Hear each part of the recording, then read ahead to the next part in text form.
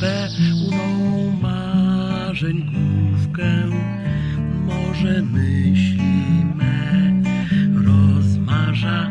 Mam prześliczną małą łódkę, tylko brak mi marynarza. W łódce małej i ciaśniutkiej, by poszerzyć krąg podróży, niech marynarz wetknie w łódkę jakiś maszt, możliwie duży. Jestem bardzo młoda jeszcze, obca morska mi robota. Och, cudowne, czuję dreszcze, gdy mnie uczył trzymać szota.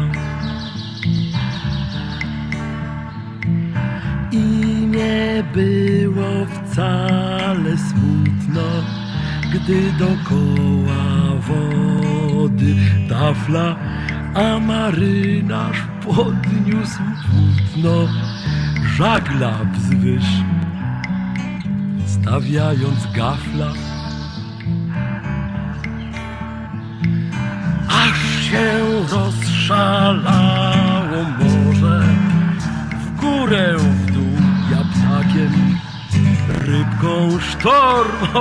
Błagam, dobry Boże, niech się skończy nie za szybko.